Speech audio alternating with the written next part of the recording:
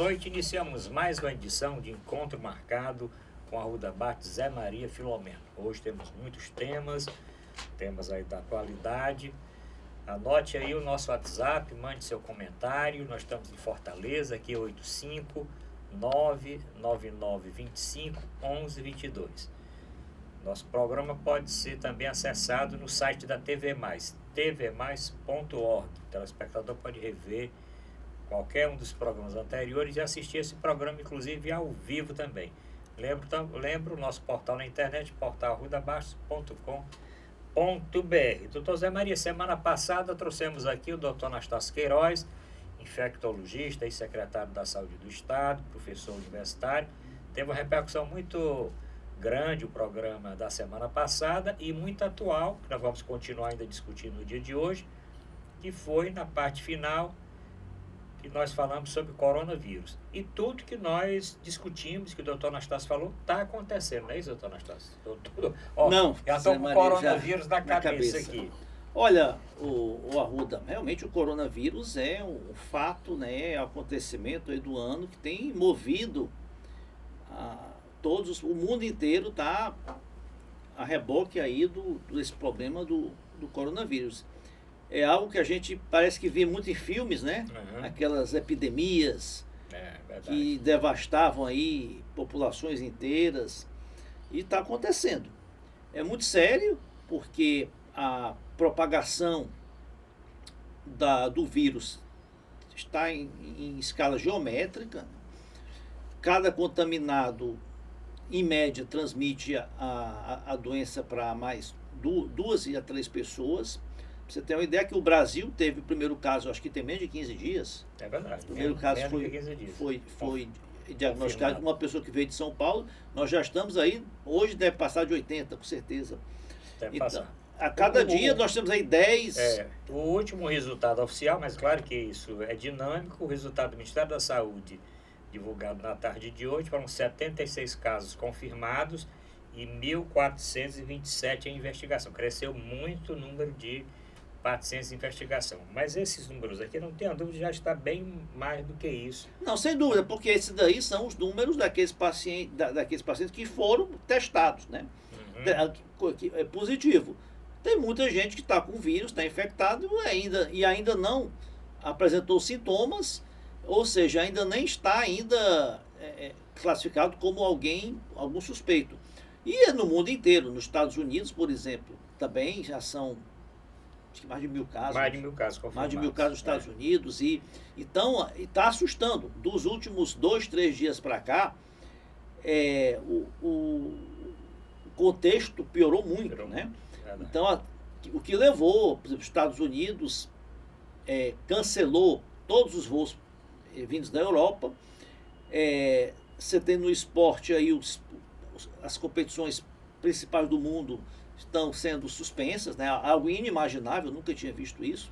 O campeonato italiano, o campeonato francês, espanhol, português, né? Aqui na América do Sul, a Copa Libertadores da América, os seus jogos foram adiados para a semana que vem. A NBA, né, que é a principal liga de basquete dos Estados Unidos, do mundo, está com seus jogos, foi suspensa a temporada. A Fórmula 1 também não deve ter a primeira corrida do ano. Então, os países todos estão tomando medidas para restringir eventos que congreguem, né, multidões. E os últimos números de fora do Brasil, né? Quer dizer, a China se recuperando, menos de 10 casos confirmados aí nas últimas 24 horas, inclusive já desativando aqueles hospitais que eles construíram em 1 semana, 2 semanas, estão desativando, e inclusive apoiando agora principalmente a Itália, porque a Itália está um caso dos países o que mais preocupa. A Itália está chegando aí aos 11.000 casos, né, e aproximadamente 1.000 óbitos, e não tem mais respirador, não tem mais nem como pegar os corpos dos falecidos em casa e levar. A Itália tem relatos aí eu vi um relato de uma médica que está fazendo especialização, residência na Itália, de que a situação realmente é catastrófica. Eles chegam a ter que escolher quais os doentes vão vão viver, quase vão morrer, porque os leitos de UTI são limitados, os equipamentos, os respiradores, os profissionais, né? Os profissionais estão se contaminando. Quem tem realmente tido uma conduta exemplar é a Coreia do Sul. O que acontece? A Coreia do Sul, ela teve já até agora em torno de 8 mil casos confirmados e parece que 66 mortes. Enquanto a Itália já teve em torno de 12 mil casos e mais de 1.000 mortes. O que acontece? Tudo bem que é importante evitar a expansão da doença, né? Evitar o contágio, daí todas essas medidas preventivas de se cancelar eventos de aglomeração, né? Evitar que as pessoas saiam de casa. A Itália tem cidades que é proibido sair de casa. Ou seja, restringir o máximo a circulação de pessoas. Mas o mais eficaz é o diagnóstico precoce, né? Assim como qualquer doença, qualquer moléstia, né? Isso eu não sou médico, mas isso é uma máxima da medicina. Quanto mais cedo se diagnostica a doença e se começa o tratamento, maiores são as chances, né, de cura e maiores são as chances de que aquele tratamento tenha seja o menos invasivo possível, tenha menos efeitos colaterais. Então, o que acontece? A Coreia do Sul, ela tem feito exames maciçamente, ela já fez mais de 200 mil testes, né? Então, quanto mais rápido se diagnostica que o indivíduo está infectado, ainda, né, numa fase talvez até assintomática, aquele doente ele vai ser tratado de uma forma menos, né, agressiva. Então, até mesmo pode ficar até recluso em casa, né, com quarentena na própria casa, logicamente com restrições aí de contágio, de contato com outras pessoas.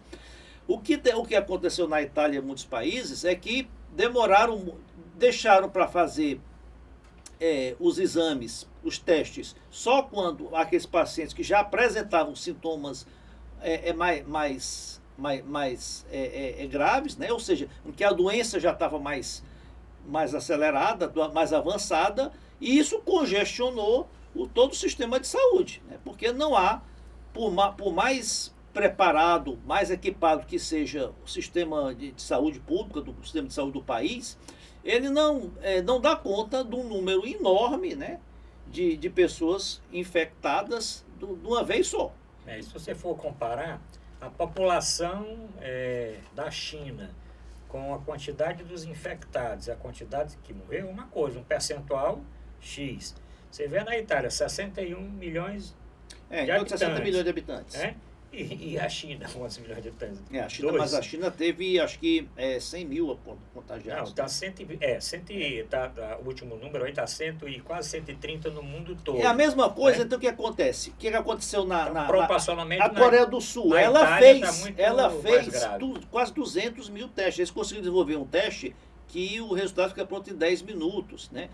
Então, eles já vão triando, né? Os infectados, mesmo sem sintomas, já são isolados, já começam o tratamento, né? Se você for esperar para aqueles doentes que já estão no estado mais avançado e que precisam já ser submetidos internados numa UTI, não há UTI suficiente, não há respiradores, como você disse, não há profissionais da medicina suficientes, acontece esse caos que aconteceu na Itália. É a mesma coisa que acontece, por exemplo, a gente assiste muito, tem um desastre de trânsito, um ônibus vira, capota, aí chega no pequeno hospital na cidade, 40, 50 feridos. O hospital não consegue atender todo mundo. É a mesma coisa que está acontecendo na Itália. Então, assim, nós vamos, depois dessa crise, nós vamos ter uma noção realmente daqueles sistemas de saúde que funcionam, que têm vigilância. A Itália, lendo aí várias matérias e com informação também de pessoas que eu conheço, que passaram pela Itália recentemente, até 2 semanas atrás, a maioria da população não tinha o menor tipo de pensamento com relação ao coronavírus e nem controle de nada, e nem se divulgava forma de prevenção. Na semana passada mesmo, várias reportagens que foram transmitidas pela televisão, nós vimos que os bares continuavam abertos, os eventos continuavam acontecendo, precisou realmente a situação chegar no estado que chegou para o governo, né, o primeiro-ministro, tomar as providências enérgicas que tomou. Mas o problema é esse, é o tempo. Eu tenho dito e tenho escrito que eu acho que nós estamos aqui no Brasil um pouco atrasados. Nós estamos um pouco atrasados, não muito atrasados. Nós devíamos nos espelhar, você falou na Coreia, no que outros países já passaram. Quer dizer, eu fiquei indignado ontem e vou ficar indignado hoje. Ontem, um estado que tem 19 casos confirmados, inclusive com possibilidade de 2 casos serem de transmissão sem vínculo com nenhum viajante, realizar um jogo de futebol Rio de Janeiro, com 70 mil pessoas no jogo do Flamengo ontem, com o Barcelona, quer dizer, de Guayaquil, né? Quer dizer, eu fiquei, olha, quantas pessoas provavelmente se contaminaram nesse jogo? Basta que tenha um portador tossindo, se agarrando, beijando. Porque não é só dentro do estádio.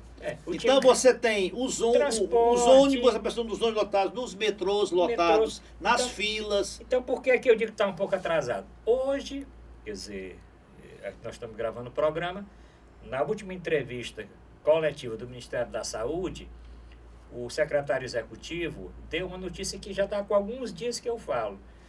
Nós temos que realizar esses exames que você está falando, até mesmo para que esses pacientes fiquem em quarentena ou fiquem isolados, para evitar que eles transmitam para outras pessoas e também para que eles possam serem tratados logo que a doença venha a ter algum agravamento e não chegue depois de porta em porta de hospital e chegando já no estágio crítico de pneumonia causada pelo vírus. Foi o que aconteceu na Itália. O que aconteceu na Itália. Então, o que é que está acontecendo?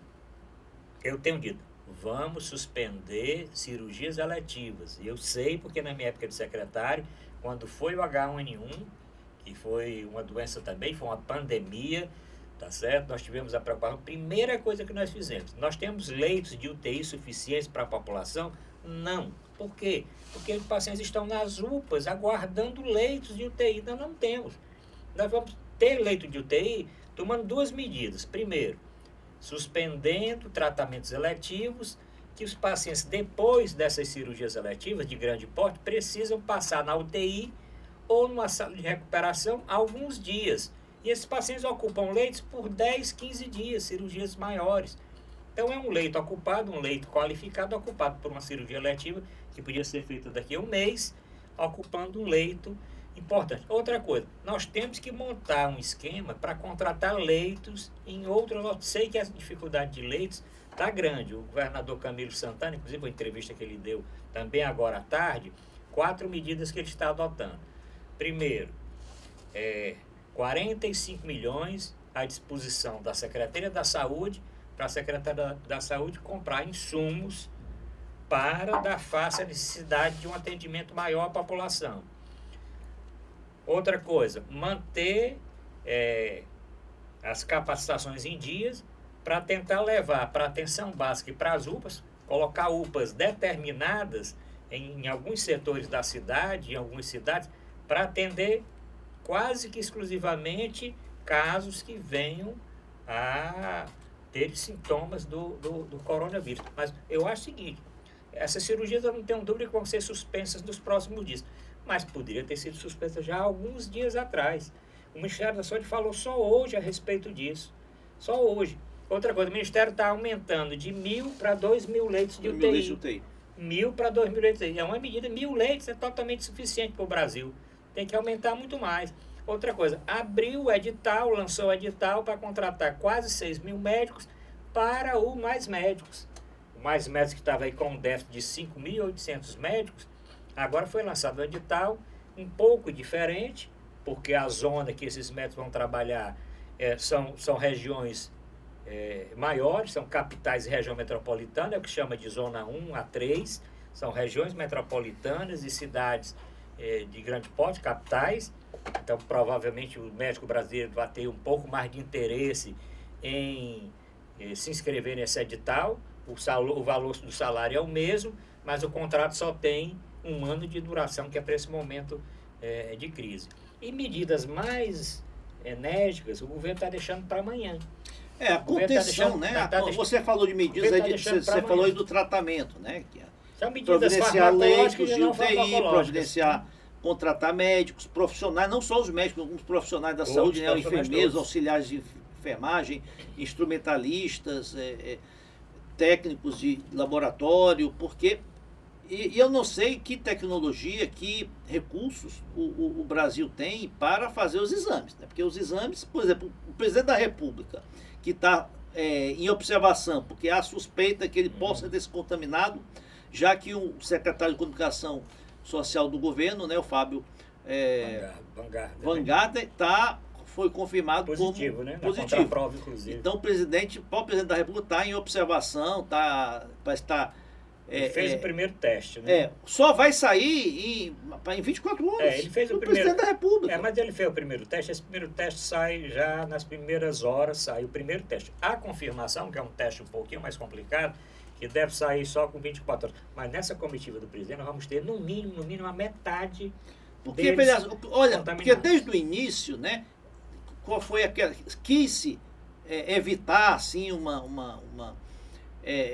corrida para laboratórios, evitar assim uma aflição generalizada. Não é necessário fazer exame, uma pessoa só que esteve perto ou próxima de um contaminado, só quem apresenta os sintomas é que vai ser testado. Isso foi um erro. Né? Olha o que aconteceu na Coreia do Sul, fez exatamente o contrário. Todas as pessoas que estavam em risco de terem se contaminado, foram sendo testadas, e aí você vai fazendo uma triagem daqueles que realmente estão doentes ou não. Agora, a questão também, né, de evitar aglomerações, eu concordo com você, um absurdo você permitir um jogo de futebol. Tem outro jogo do Internacional e Grêmio, né, na quinta-feira à noite. 50 mil pessoas. Foi ontem à noite, né, passou o ingresso todo lotado. Aqui mesmo, teve o jogo do Ceará ontem também com um público muito grande. Você tem países que... Israel, por exemplo, que é um país altamente religioso, né, proibiu qualquer tipo de culto religioso, seja na sinagoga, seja em igrejas cristãs que tem muito lá. Casamentos, né, casamentos estão sendo evitados, festas, cerimônia de casamento, de formatura. É um momento, é uma guerra. Nós estamos passando por uma guerra. Isso é uma guerra. Coisa, mas qual é a dificuldade que tem de se adotar uma medida dessa? Por exemplo, vamos suspender qualquer reunião que tenha mais de 100 pessoas, 500 pessoas. Então, congresso, está previsto um congresso, vários já foram suspensos. Não tem congresso. Quem fez a inscrição vai participar do congresso mais para o fim do ano, depois de alguns meses. Eu achei até interessante que as pessoas não iam viajar numa coisa dessa. A pessoa quer ficar em casa, não vai viajar para outro estado, para outro país para participar do congresso. Jogo de futebol, qual é o problema de fazer o jogo? Tudo bem, vamos fazer o jogo por enquanto, mas com portões fechados. Né? Tá certo? Eu acho que o campeonato, a tendência é primeiro partir para portões fechados, depois suspender realmente por alguns dias, como França está fazendo, a Espanha está fazendo, a Itália nem pode a Itália pensar, já né? fez total, tá certo? A maioria dos países, você citou em Fórmula 1. Então, o que causa tem aglomeração de pessoas deve ser evitado, porque um portador, um doente vai transmitir muito mais. E nós não estamos preparados para essa quantidade toda de uma vez. Exatamente. O problema é não ter uma enxurrada de casos, todos de uma vez. E nós sabemos, foi dito aqui pelo Dr. Anastácio, é uma realidade, o mundo está mostrando isso, a letalidade para criança é praticamente nenhuma. Para jovem é baixa também. Agora, para o idoso, acima de 60 anos, para o portador de alguma comorbidade, para o paciente que tem uma doença crônica, o paciente imunossuprimido, chega a 8%, pode chegar até 10%. A média é 3,5%, a média. Mas tem um grupo populacional... A Itália está com a média de 6, 7%. 6, 7%, pois é. Então, o que é que são pacientes que poderiam ter sido curados, mas não mais, como você chegou uma enxurrada de uma vez só, não houve condição. Então, o que é que deve ser feito, assim, na minha opinião, pela minha experiência, o que é que deve ser feito? Realmente ter todas essas medidas farmacológicas, essas medidas de ampliar leitos, de reduzir cirurgias seletivas, de aparelhar UPAs, de divulgar para a população, mas tem essas medidas de evitar realmente essas aglomerações. Jogo de futebol, portões fechados, se a situação piorar, suspende o campeonato, 15 dias as a mais, escolas, 15 dias universidades. Há discussão com relação às escolas e às universidades.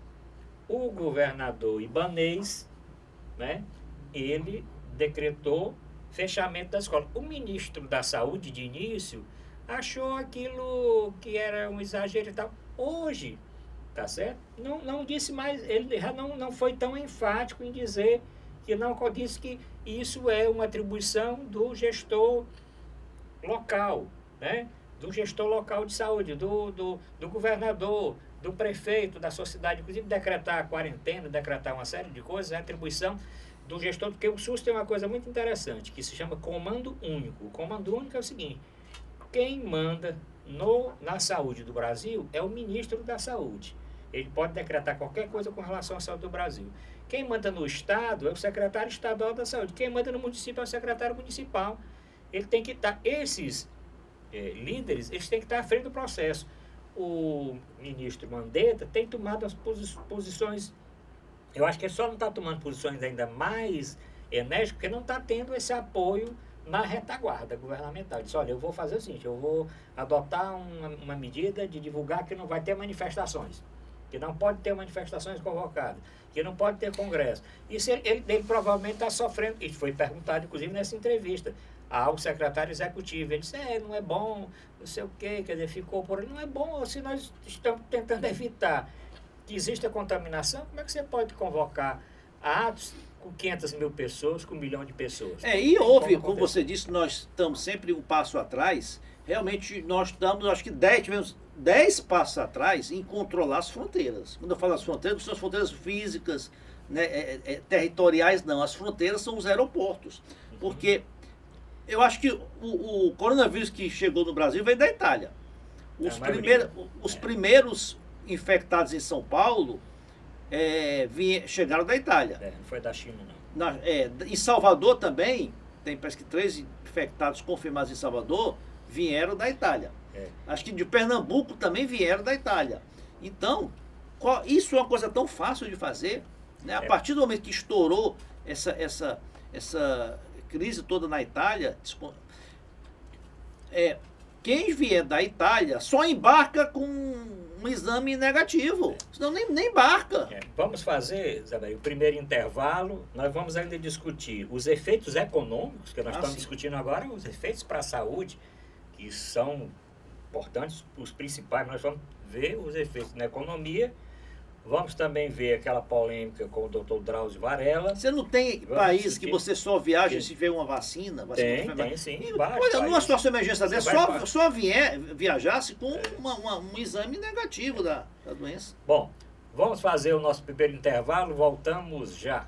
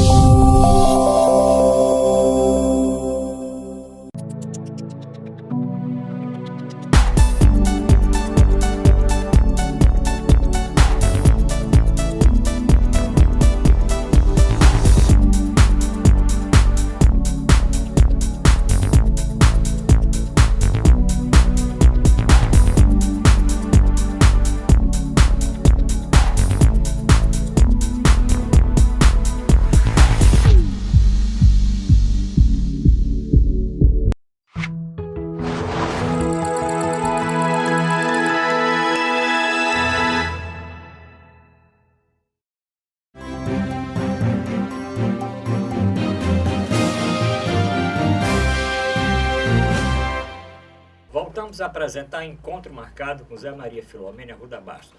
Lembro mais uma vez o nosso WhatsApp. Comente, pergunte alguma coisa aqui para a nossa banca, que é Fortaleza 85-999-25-11-22. Assiste o nosso programa em qualquer um dos canais aí por assinatura, mas pode assistir pela internet no site da TV Mais, tvmais.org. Pode rever também programas anteriores, inclusive o que o Dr. Anastácio participou no programa passado. Lembro também o nosso portal na internet, portalrudabastos.com.br. Doutor Zé Maria, nós tivemos aí essa semana crítica nas bolsas, né? Bolsa na quinta-feira, a bolsa caiu 15%, o dólar subiu começou na quase segunda 2%, já. na segunda também teve paralisação.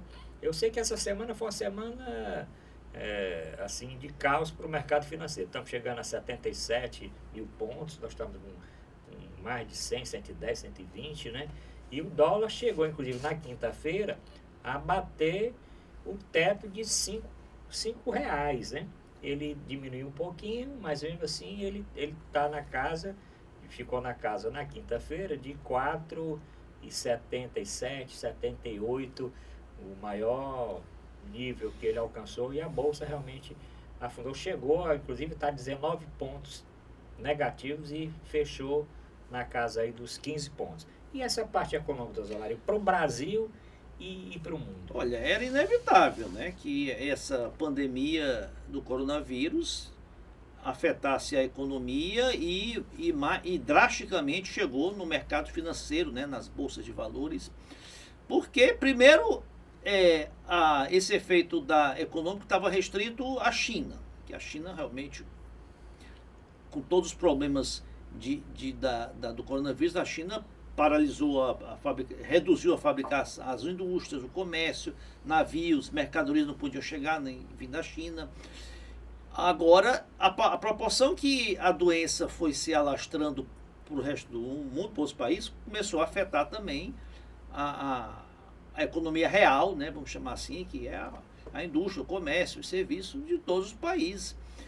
E esse ano, em termos econômicos, é um ano perdido, totalmente perdido. A economia está derretendo. Aí o mercado financeiro, que é muito sensível, ele começou realmente, entrou em, vamos chamar de pandemia financeira, a partir de segunda-feira.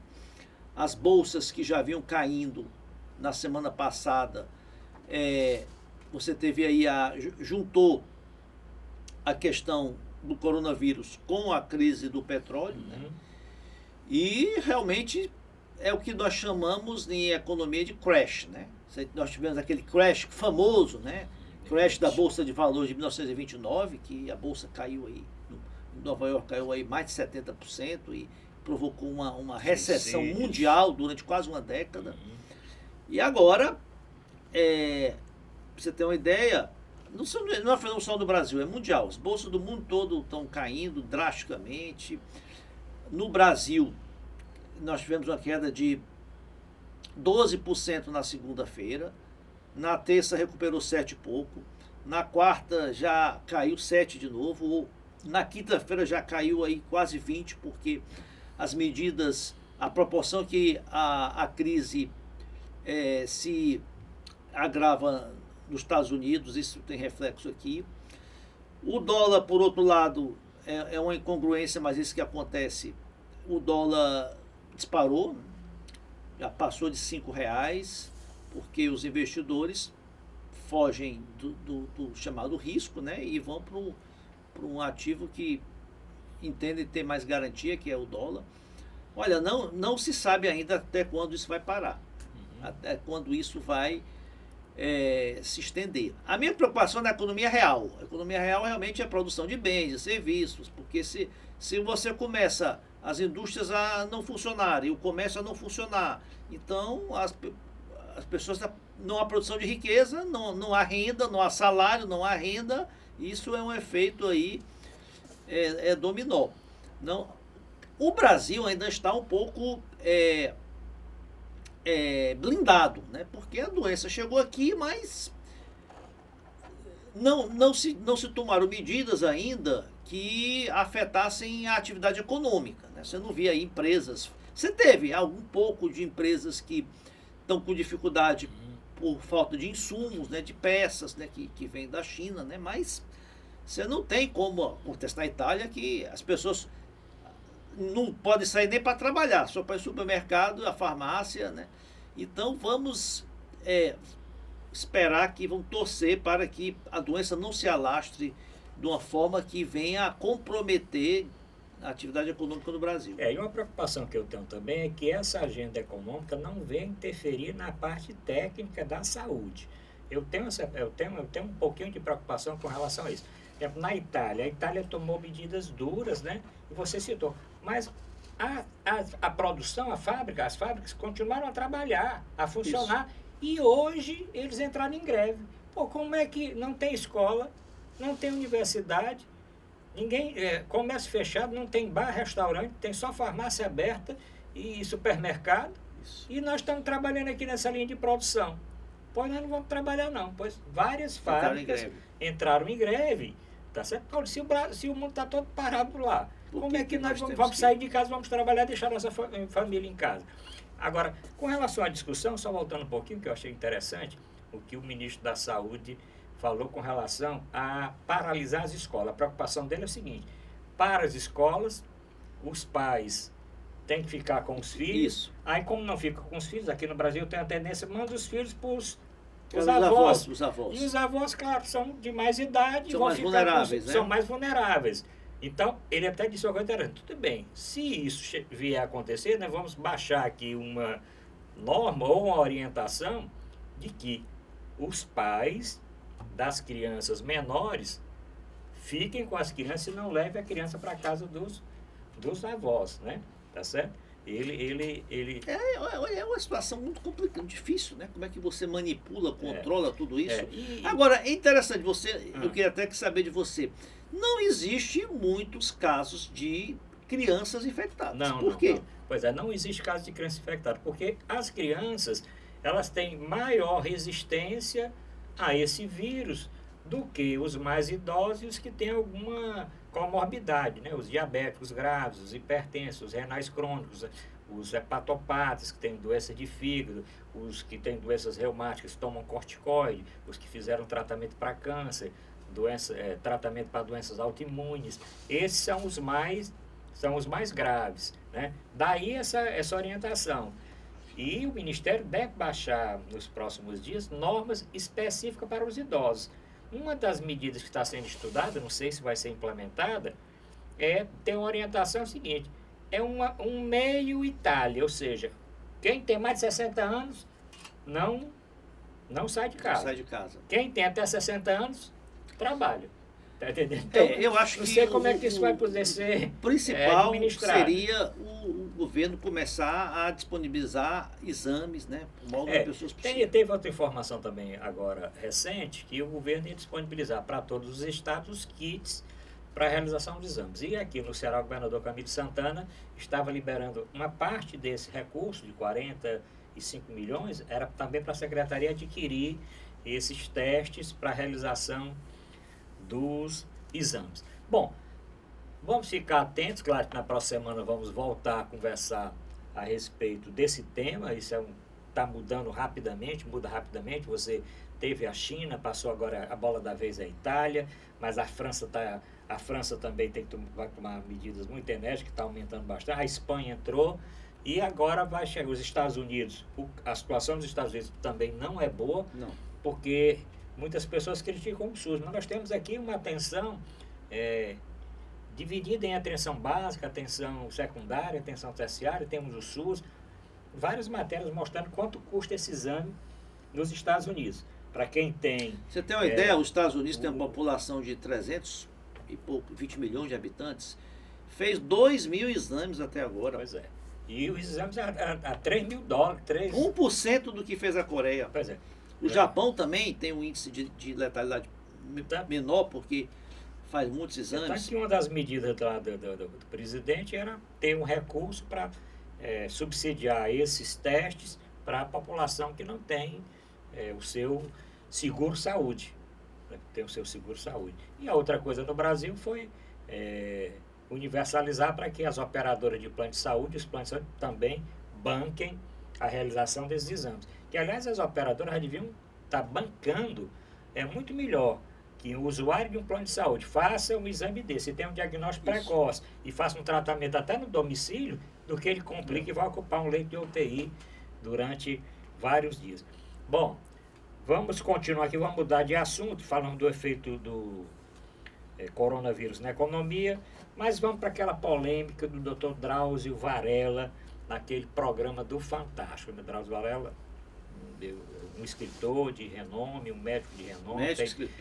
Jornalista, oncologista, quer dizer, tem um nome magnífico. Se você quiser contratar o Dr. Vaz Varela o Drauzio Varela para dar entrevista é bem caro, é difícil ter uma agenda lotada praticamente para o ano, acho que pro ano todo. prestou serviço, acho que não sei se foi para a prefeitura, Ele esteve aqui prestando serviço com relação até a dengue.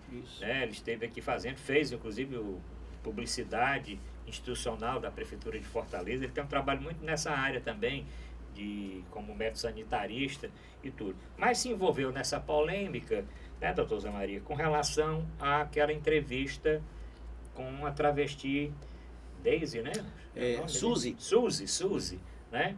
E que teve uma repercussão inicial boa, mas depois, com as notícias do crime que Suzy tinha cometido, veio toda aquela carga contrária a um abraço, né? Porque tudo veio de um abraço que o Drauzio Varela deu na Suzy. E depois ele deu uma nota, depois gravou um vídeo. O que é que o senhor achou desse cara? Achei, olha, eu sou um admirador grande do Dr. Drauzio Varela, né, de tanta a sua competência como médico, é um polivalente, né, porque ele é oncologista, eu acho que por formação, mas também trabalha muito na área de infectologia, clínica geral, e foi médico, inclusive, do Carandiru, né? Sim. Autor daquele... O filme, né? O livro que dá base àquele livro do filme do Carandiru foi um livro, foi um compêndio de relatórios dele, né? Crônicas dele sobre os atendimentos ao Carandiru. Tratou de muitos... Na época do auge da crise da AIDS, ele tratou muitos pacientes. E adoro as entrevistas dele, sempre muito didático, muito... Agora, ele foi de uma infelicidade muito grande, né? Porque ele estava fazendo uma matéria que tinha assim, um viés de demonstrar assim, o lado humano, né? A carência que os presos, né? Os prisioneiros que são transexuais sofrem por discriminação, por admolestação, por certa violência e até por abandono, né, dos familiares. Só que, tanto que no final ele até abraça lá essa Suzy, já que ela demonstrava muita solidão por não receber visitas. Agora, a produção do programa, e ele também devia ter se precavido e tomar informações de realmente qual era o histórico delitivo desse indivíduo, né? Porque ele foi anunciado como sendo preso autor de roubo, furto, né? Quando na realidade depois se averigou que ele cometeu o estupro de menor de 9 anos, já tinha também cometido outros estupros contra menores e matou o menor, ocultou o corpo, quer dizer, um crime bárbaro, né? Crime hediondo, bárbaro. O doutor, que a produção do programa tinha que ter, né, averiguado, tinha que ter certificado realmente a ficha por que aquele preso estava lá. O vídeo dele se desculpando, eu acho que ele também cometeu assim, um certo erro, porque ele disse que como médico não lhe cabe, né, julgar o paciente. Não, realmente sim. O médico ele tem que atender o paciente, independentemente do estado econômico, social, preferência sexual, raça, cor, como médico, né? Mas ele não estava fazendo um atendimento médico, ele estava fazendo uma reportagem, né, jornalística, estava fazendo é muito mais uma assistência social do que médica, né? Então acho que foi um deslize grande aí do Dr. Drauzio Varela que... É verdade. Eu assino tudo que você falou aí com relação ao Drauzio Varela. Agora, nessa parte, eu culpo mais a equipe de produção do Fantástico. Porque, quando você sabe uma pessoa vamos dizer, do perfil do Drauzio Varela, tá certo? Ele já chegou com a pauta pronta. Ele já chegou, olha, a pauta é o seguinte, você vai entrevistar um travesti que não sei o quê, não sei o quê, não sei o quê, não sei o quê. Ele realmente é acostumado a fazer isso. Ele não podia imaginar, e no vídeo ele coloca isso, que a Globo ia selecionar uma pessoa com esse perfil, quer dizer, jogou, inclusive ele, na nota e no vídeo... Isso que não é juiz, é médico. Ele falou isso aí, mas ele falou uma coisa interessante, porque chegou depois dessa reportagem a ser noticiado que ele seria candidato a presidente da República. E ele também, na gravação, disse assim, olha, eu nunca fui filiado a partido, nunca fui candidato e nunca serei. Ele também colocou isso aí. Eu acho que a equipe do Fantástico pisou realmente na bola ao convidar o Dr. Drauzio Varela para fazer essa entrevista dentro de uma pauta que foi lá levada para o Drauzio Varela. Ele, nunca tinha acontecido isso com ele já fez centenas de entrevistas, participou de dezenas de coberturas, infelizmente vai ficar aí, né, essa... com esse desgaste, as redes sociais, esse desgaste desnecessário, né? E vamos aguardar que o tempo aí esclareça melhor. Até porque até professoras, né, primárias, né, pediram os alunos para fazer cartas lá para travesti, demonstrando carinho, demonstrando solidariedade. Foi realmente constrangedor. Constrangedor. Vamos agora, nessa parte mais do bloco final do programa, falar da parte política, né? Dessa agenda política que não para. Tem o coronavírus, tem essas coisas todas, nós falamos, mas tem a pauta política, né? Na pauta política tem aí a visita do presidente Bolsonaro aos Estados Unidos, e o que ele falou lá. Eu acho que ele, quando vai para os Estados Unidos, ele diz coisas mais graves do que quando está aqui. Aquela fala com relação à fraude nas eleições. Ele não está eleito aqui mais de ano, já está para completar 1 ano e meio, e ganhou bem no segundo turno. O vencedor, né? Vencedor. O vencedor vai denunciar. Pois é, um vencedor dizer que foi eleito numa fraude, outra coisa, um vencedor que foi deputado, que foi candidato dezenas de vezes, que os filhos todos foram candidatos. Põe ela urna eletrônica. Nunca se teve uma descoberta que tenha tido alguma violação nas urnas eletrônicas. Não existe outra coisa. Mais de 20 anos isso é discreto. O Brasil, o próprio presidente dizer que ganhou num turno e que teve fraude nas eleições, repercute pessimamente. Eu acho que tem que ter, ver a sua opinião, tem que ter alguma consequência com relação, que o presidente tem que ter alguma consequência diante do que diz. Não sou eu que estou dizendo, você que está dizendo, é o presidente da República. Vai num país, como os Estados Unidos, dá uma entrevista coletiva e ainda diz que tem provas. Então, Zé Maria. O presidente Bolsonaro, ele comete tantos atos assim, quase que inconsequentes e desmiolados, vamos chamar assim, que a gente não consegue entender, que dá causa até a teorias conspiratórias, né? Eu vi hoje uma teoria, uma pessoa dizendo que, olha, Bolsonaro está preparando alguma coisa aí que grave, porque ele chama a população para ir protestar contra o Congresso, contra o Judiciário, né? Aí vai para os Estados Unidos, um compromisso que não estava agendado, foi de última hora, parece um convite que ele recebeu de última hora lá do presidente Trump, e foi lá encontrar com ele na Flórida. Na Flórida. Assina lá um pacto, um tratado de compra de armas. Foi no cassino dele, né? No resort. No resort, né? Parece que teve lá um tratado, um termo de intenções para o Brasil comprar armamentos aí dos Estados Unidos, né?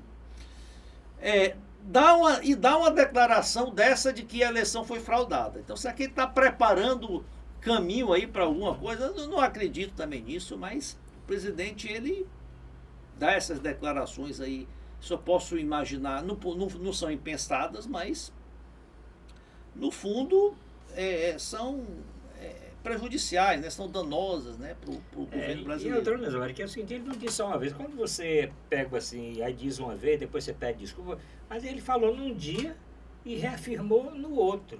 Ele falou num dia que tinha sido isso para um grupo de apoiadores, né? Foi um discurso que ele fez para um grupo de apoiadores, uma coisa mais informal, mas que foi gravado e tudo, né? E depois, no outro dia, já nessa entrevista, ele repetiu a mesma coisa, ainda falou que tinha provas. Quando o repórter perguntou a respeito de justiça eleitoral, ele disse, não, mas não meta a justiça eleitoral, mas se a justiça eleitoral que comanda o processo eleitoral, como é que a justiça não vai estar no meio se a justiça e a urna eleitoral faz parte do pleito, né? E isso causou, inclusive, indignação a membros do Supremo e a própria Rosa Weber, presidente do TSE. Que é presidente do TSE, tá entendendo? Então, um negócio assim grave. Eu acho que isso dá um certo descrédito, porque isso fica marcado. Olha, o presidente disse que foi eleito devido. Vai ter eleição agora esse ano.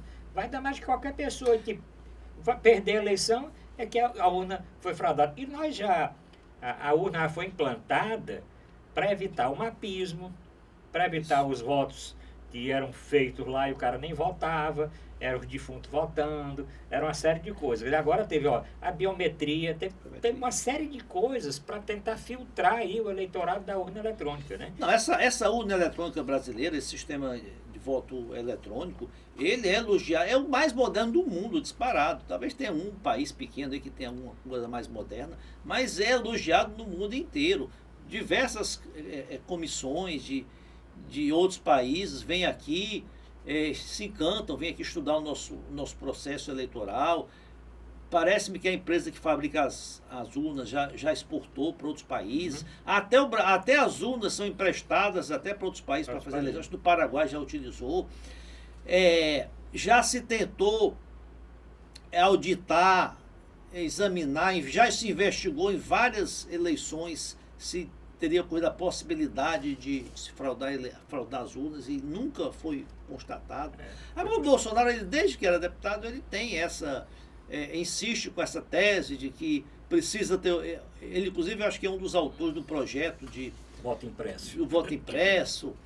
E aí ele fica dando essas declarações, essas bravatas. Eu acho que é muito mais no sentido de bravata. Olha, eu ganhei no primeiro turno, não deixaram eu levar no primeiro turno, eu acho que mais... Só que o presidente não pode dar esse tipo de bravata, principalmente no exterior, né? Porque nós vivemos num momento de tanta turbulência, de tanta instabilidade, com essa crise econômica aí, que o próprio presidente da República passar a imagem que o país dele... não ajuda em nada. Né? A eleição é fraudada. Quem vai investir no Brasil? Quem é que vai investir no Brasil? Um empresário escutando uma coisa dessa, o negócio é esse de eleição fraudada. Bom, vamos aproveitar, tem um assunto que eu não estava pensando, mas foi manchete agora essa semana, com relação a uma reportagem de um grande jornal aqui, foi o jornal O Povo, uma facção dessas criminosas que tinha uma relação, uma tabela, um cardápio para assassinar algumas pessoas importantes. Inclusive o governador Camilo Santana estava dentro desse pagamento por R$1 bilhão quem assassinasse o governador Camilo Santana. 600 mil o secretário de segurança, não sei quantos mil, não sei o quê, né? Vamos falar disso e vamos falar do problema do Ronaldinho, Ronaldinho Gaúcho, lá no Paraguai. Com relação a essa reportagem, que foi a Polícia Federal, inclusive, que investigou, né, com áudios, né, quer dizer, com escuta telefônica, né, e com quebra aí de e-mails, etc., a Polícia Federal chegou a essa tabela de preço para assassinar os líderes. Eu não conhecia essa reportagem, mas é muito sério, né, é muito preocupante, né, que o crime organizado, além, né, do tráfico de droga, do tráfico de armas, de toda a marginalidade que envolve a própria disputa de poder, de territórios entre as diversas facções, né, grande parte desses homicídios que são registrados aí no Ceará e no Brasil são fruto de queima de arquivo ou então de disputa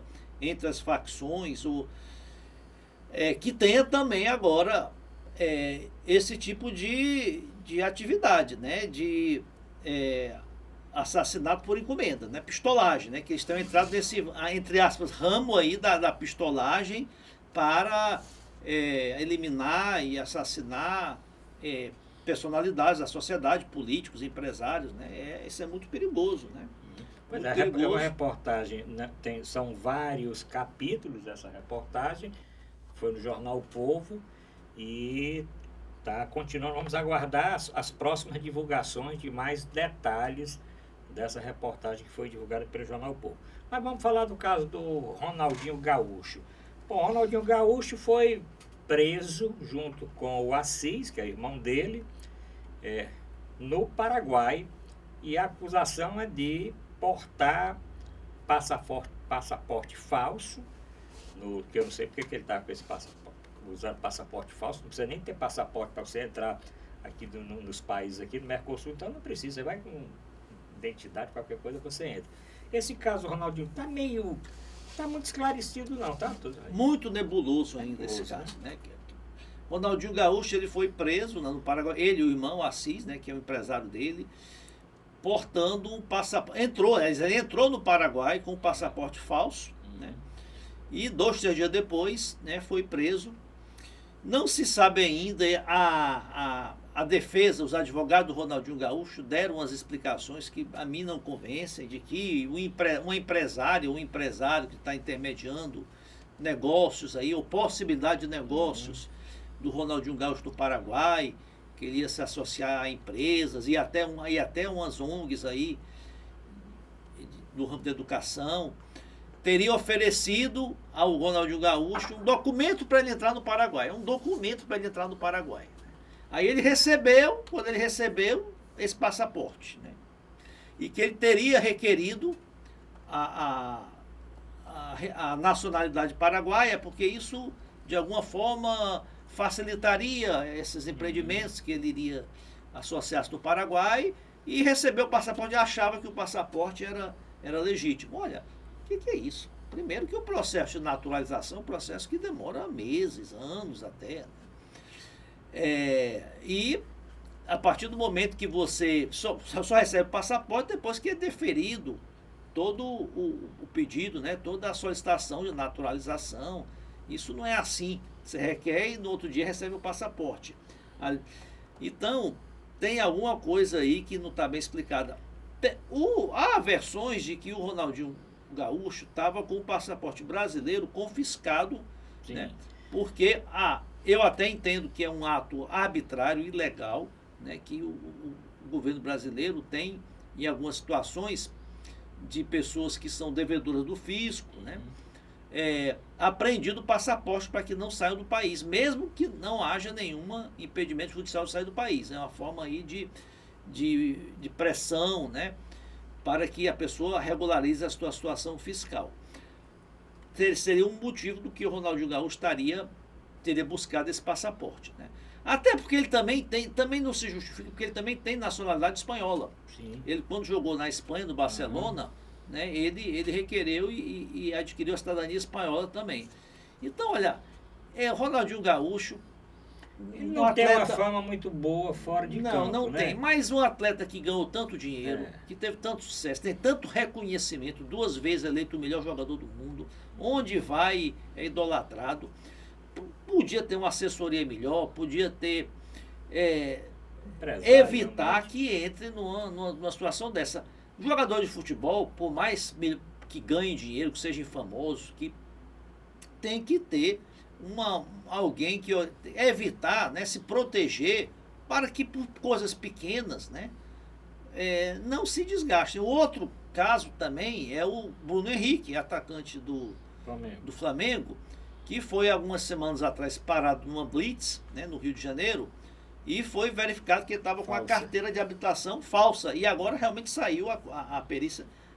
Tem a carteira de habilitação falsa também. Para que é um jogador de futebol? Né? Porque é uma pessoa pública, uma pessoa que tem que zelar pela sua imagem. Né? Porque ele não é só jogador, ele é um ídolo. Né? A imagem dele é importante, é um patrimônio dele, a imagem. Né? Eles ganham muito dinheiro fazendo publicidade. Né? As empresas, né, querem vincular as suas marcas ao jogador. Então, qual é a empresa que vai agora querer vincular a imagem dela ao Ronaldinho, né? Depois de uma situação dessa, até o próprio Bruno Henrique também se manchou aí, se desgastou com isso. Com relação ao Ronaldinho, tem uma outra coisa interessante.